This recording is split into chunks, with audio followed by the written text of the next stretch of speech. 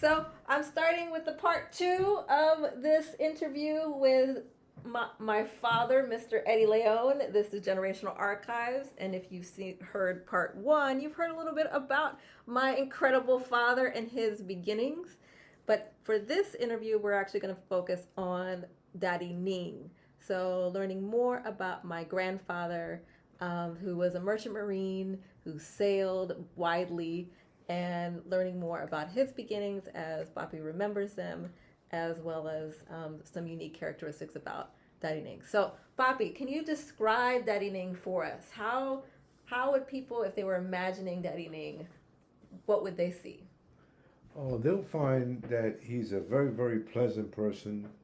My father was very knowledgeable, um, highly intelligent, right, well read, right, and very jovial, and my father had very, very much talent. He's very, very funny. He had very good jokes, and he also was talented. He could sing. Mm. He could play the piano. I mean, he could play the guitar. He played a couple of instruments. Yeah, the violin I heard from Tiki Vilma, yeah. So he was very talented. Mm-hmm. I would have said funny. Funny too. I would have, well, you said funny. I would have said funny. Always seemed to be pleasant and smiling. And he was a storyteller. Mm. Exactly. And clearly he was a hard worker, because you had to be a hard worker to be out on that ship for months and months at a time. And I remember you describing him when he would get an assignment, taking all these suitcases, somehow carrying them on the subway, because that was back in the day that you didn't have the roller, so you had to carry My these father big would have old like 4 or 5 suitcases. That's amazing. To find the ship so he could go make money for his family. Yeah. And sometimes my father would have to go to cities that have deep sea ports, like Baltimore, New York. He would have to get a train to take him to California, or a plane to California to get ships like that. So that's how he got employed. And that was his way to make money. So do you see any characteristics that Daddy Ning had in yourself or in your siblings or children? Like, is there anything similar about you to who Daddy Ning was? I think we all idolized our pop, our dad, right? Because the kind of man he was, and we all try to emulate him. Mm. So I would say yes, I am like my father. Mm-hmm. The jokester piece, yes, is definitely from Miguel to your dad, because he tells these stories. When your dad, one of the first times he met your grandmother, my mother, he comes to, she's visiting in North Philly. Oh, yes. And he comes to the house where I'm renting and says to my mother, and I don't know who you brought with you, but it might have been Dave or one of your friends, and says to my mother, who it was probably one of the first times he met her, that we were coming to tell Norma that she food poisoned us by some potato salad that she had made. And I'm like, Mommy, don't, and she's appalled. Oh my God, you poisoned them, you food. Mom, do not believe him. He tells stories, and you can't tell if they're true or not. This one is not true. So thinking about stories, how did Daddy Ning tell you that he had met my Juanita? Well, my father, just to go back to, my father was a great storyteller. I think that's behind the fact that he's a world traveler. Mm. And by being a world traveler, he's seen so many different things. He met so many different people. So he told us when we were little, because we all used to sit down and look at cowboy movies together. We knew all the actors. Mm-hmm. He tells us all about the great actors who were they, the stories behind them. So, and my father was a movie advocate. Mm-hmm. He's always at the movies. So every time there's hardship in the family, my mom would give him $1, right? And if he had the money before he could sell out, and he was getting depressed because of whatever, my mom said, "Here's $1," so he would go to the movies. But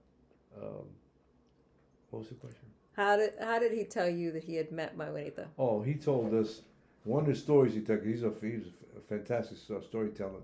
He said in Puerto Rico he saw my mother.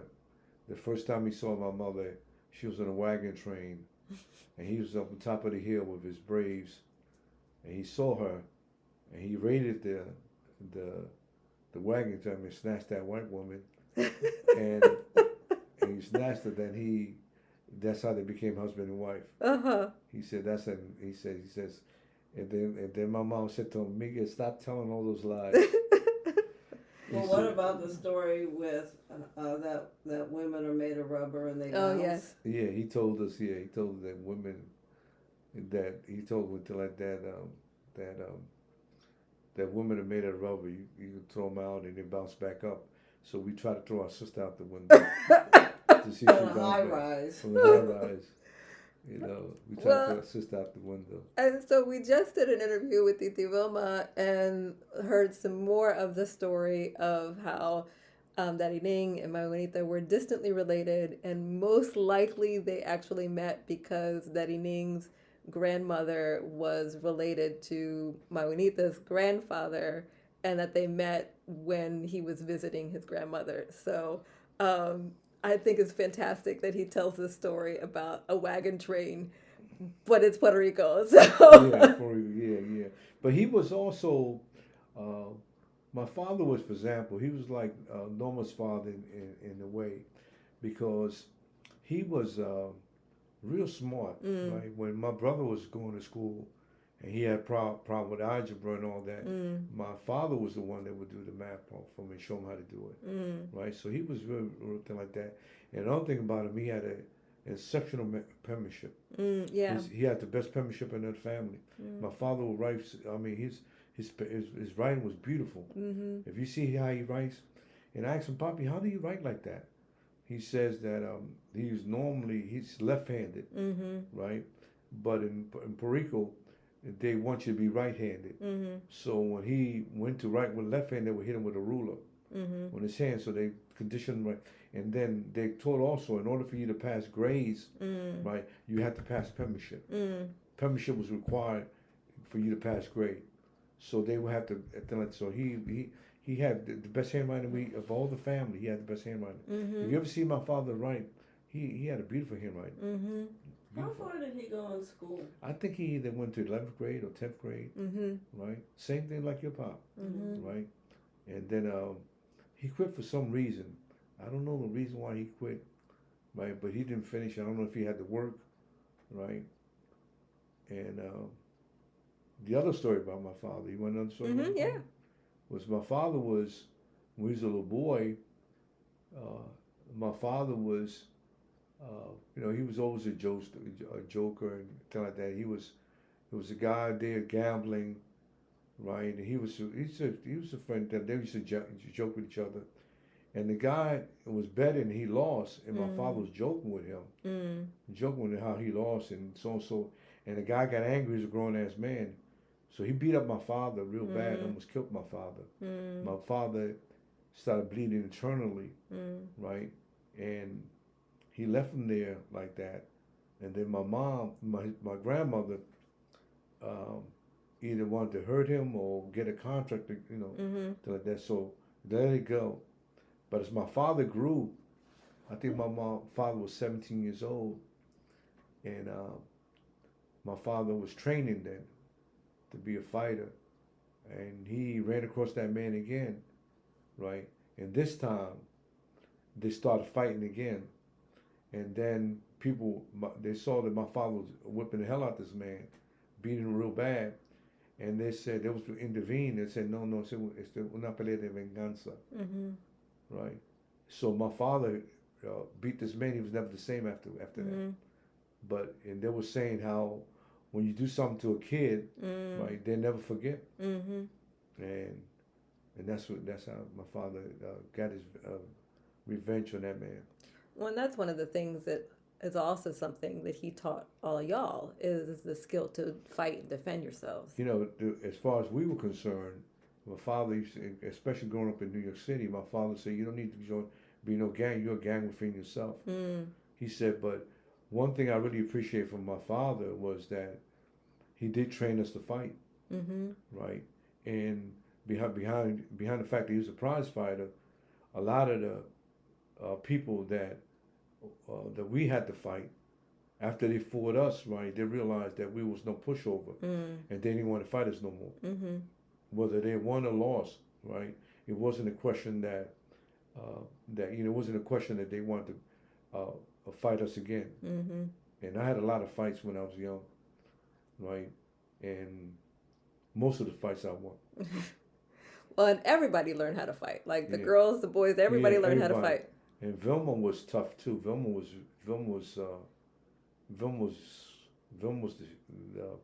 the tougher was on the family. Vilma was the thinner because Vilma was raised like a boy. And Vilma, my father trained Vilma, right, to fight. And Vilma, as a fighter, right, Vilma was real tough. Shifting back to Daddy Ning, one of the other things that I remember that you told me, because I used to love oranges, like I could eat 6 or in one sitting, was that Daddy Ning also loved to eat oranges because of the trips like that he would take. But I'm thinking about, so he's on these ships, he's going all over the world. I remember you telling me a story about his experience in South Africa and the apartheid there, and fighting someone and having to be taken onto a ship because he might have been killed while he was there. So there was always like this conflict around race wherever he went. And on the ships, Daddy Ning was a cook. What was his? Well, he was when he started off like that. He was first he worked he started in the decks. Then he moved into the kitchen because at one time they had the cruise ships. Right, he worked on he was doing like that, and then he, for some reason or other, he got training in making pastries. I don't know. He went to school for that, right? But my father could, like I said, he made Vilma's cake. The whole big ass. Although Vilma says that he did not make her cake, but my mom said he did. Okay. And he says, but anyway, he made a thing like that. So.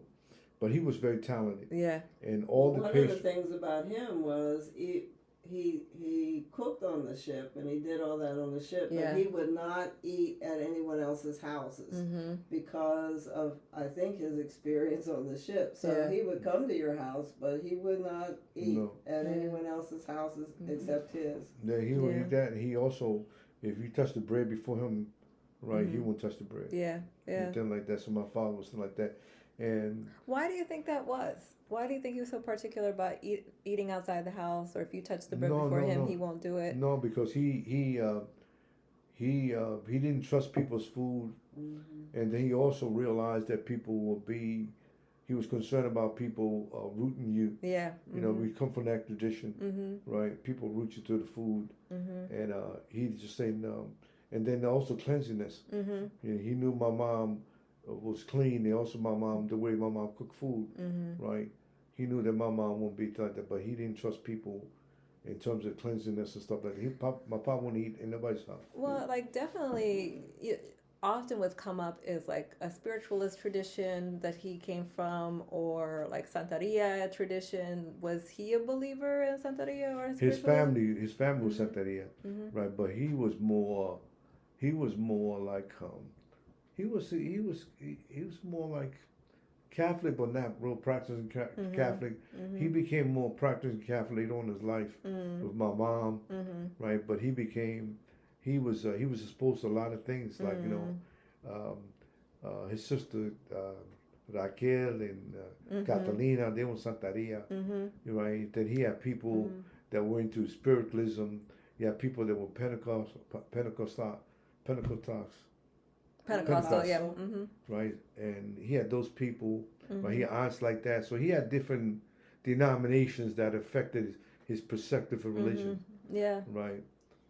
Well, one thing I remember is when he would come home, and how it was similar to when my dad would come home on Friday, where we'd all be outside waiting for the car to come over the hill, because we knew they would come home and then be sad when they would leave on Sunday to go back to work. Well, I just remember when he would come home, everyone was like the happiest and in anticipation because he used to bring all this stuff from all over the world. So he brought gifts and stuff from all over the world, and everyone was so happy when he would come home. You know, that's another thing that was amazing with my father, that also helped us get over the idea of being deprived and being less off, because him and my mom always say that you're equal to anybody. If anybody treats you less, then you walk with those people.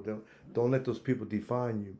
But one of the things that I think that was very, very beneficial for us is, as being that my father was a merchant seaman, we were exposed to a lot of things that a lot of people didn't have. We never felt that, even though we were poor, right? We would get things that nobody else would have.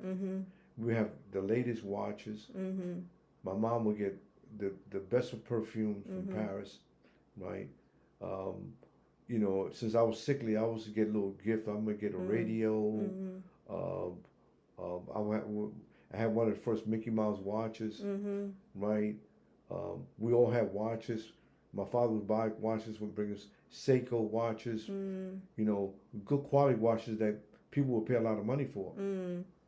My mom would have all kind of silk dresses, Chinese dresses, things from India.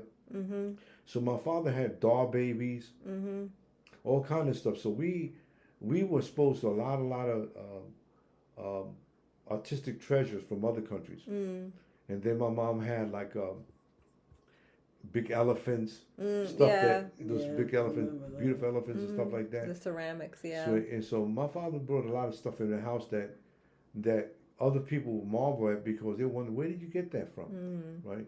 So that exposure, international exposure, also open our minds up to know that it's bigger.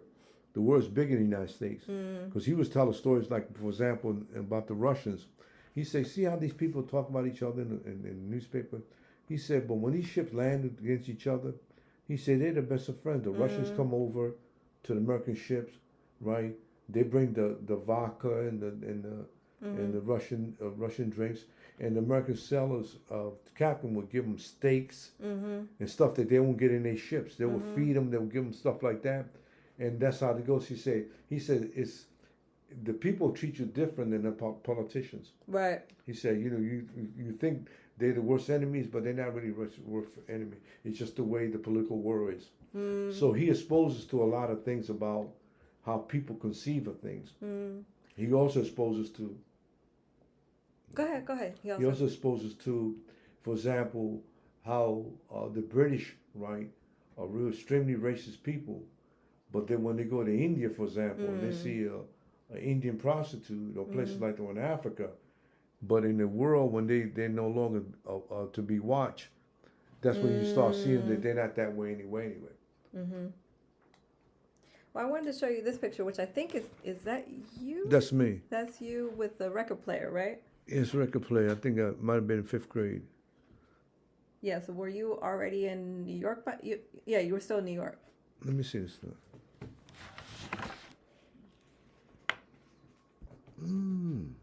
That's the record player. My father brought that record player. Yeah, because I was thinking about, like, you saying that Daddy Ning had come with all these treasures.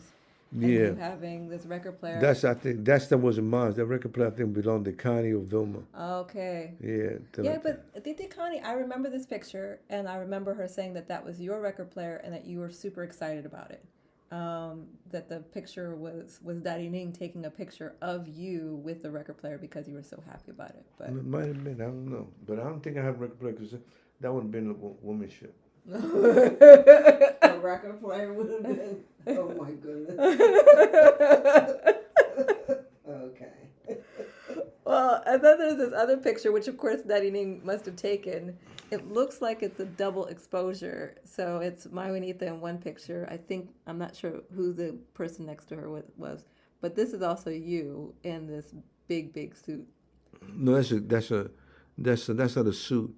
That's like a cashmere coat. Oh, okay. There's a coat. Is a coat that you put over your clothes, thing like that. Yeah. But where's this at? It must have been New York. You look really young. Yeah.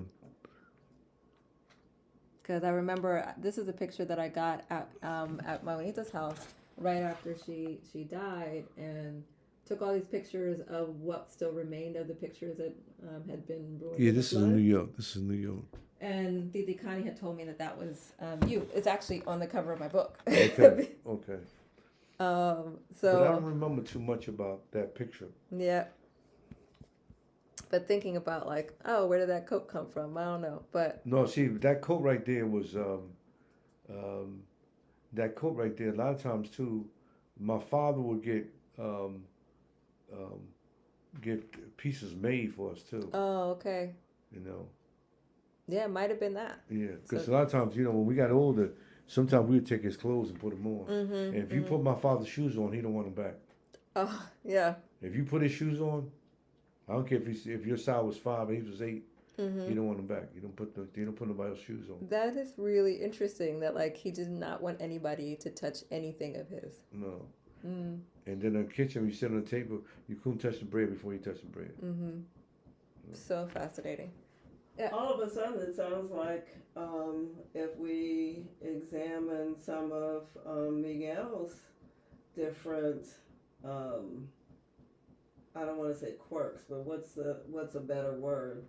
Personality distinctions. Yeah. They sound a little bit like Rafael. Yeah. They sound a little bit like your son.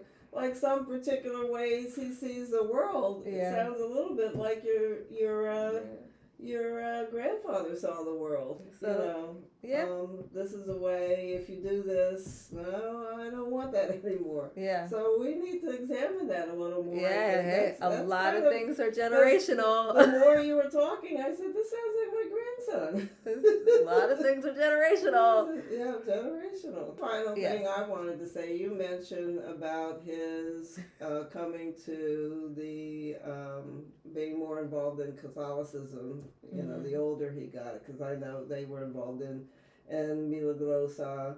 At his funeral, it was what would almost be considered a high mass at the the basilica here in Philadelphia. How did that get arranged? Which is fascinating to me. Yeah, because there were several priests, and it was in one of the chapels at the basilica. Yeah, I don't know how that got arranged, but I know one thing is my father was such a pleasant person, right? That he made friends, right, from all over. I mean, and he also he was, he had he's a world travel, so he had so much information and conversation, and he was real pleasant. And he was, the only thing about it, he was very, very respectful to people too. He wasn't like, a guy that went after other people's women. He wasn't like that, I mean, he was always respectful people, and he would, he would talk to you a little bit, right? And he's in and out. He's not going to be standing around you or standing around your family a long time ago. And he also mentioned, he always told us about, for example, he wasn't a person that tells you if you go to somebody's house and they marry, that you linger in that person's house. Yeah. He wasn't like that. And he also told us not to bring men into your household. To bring a lot of men into your household, right? Because you don't say that those same guys are really looking at your woman, and you don't want that kind of a thing like that. So you see with me, right? You don't see me with a whole lot of people in my house. Yeah, at one time at the beginning, I had a couple of people come in my house, right? And then after a while, and no one will tell you about that African guy, right? But after a while, I realized, right, I don't want people in my house like that. I mean, I don't bring anybody. I don't bring people to my house like that. And I got that from my father. Yeah. Are there any other things that Daddy Ning told you growing up that you're like, oh, I follow his advice, or this is what I learned from my father that I live by, or that I've shared with my kids? Oh, just the attitude about your self-worth. Yeah. The attitude of self-worth that comes from my father and from my mother is that you're equal to, and you know less than anybody else, and you don't have to succumb to anybody's attitudes or thing like that. And if if someone does something to you, just leave him alone. Don't bother with him no more. You don't have anything to say to him. I mean, and if you see they offended you, right? Just by your mannerism, they'll let you let them know that you ain't the one. Like, you don't have to even say a word to them. They speak, you don't have to speak back. Yeah. So just the information that my father gave us, how to conduct ourselves like men, was very, very important to us. Yeah. You know what I mean? And also not to be, and one thing that he did tell us, right, is not to be a chump. Don't be even if you lose, you defend yourself, right? And don't be weak for nobody, and don't let nobody bully you. I mean. So as we close, I hope that those who have gathered, that have listened, gather some wisdom that you take into your life, but also we hope that you are encouraged to ask questions about your peoples and to look at those old photos together, to think about what the connections are from one generation to another. Mommy, are there any lessons that you want people to take away from our time together? Oh, the ongoing lesson of listening to the stories, documenting the stories, telling the stories. The stories are important. Every time we hear a story, we learn something new about people who we thought we knew a whole lot about. So storytelling is as important as the documents that you find in the records. So Generational Archives is about documenting those stories and encouraging other people to document theirs. Yes, and our stories are our stories, and we hope that they lead you to yours. And whether that is a joy, whether that is in revelation or healing or consternation and anger, whatever it is, the emotion that arises from the telling of your stories, all of it is important. Thank you all for listening at whatever time of the day and whatever season that this meets you. Thank you so much, and see you, listen to you, hear you next time. Bye-bye. Nobody's gonna listen to that story, right? The stories that come from me, it's inside that man.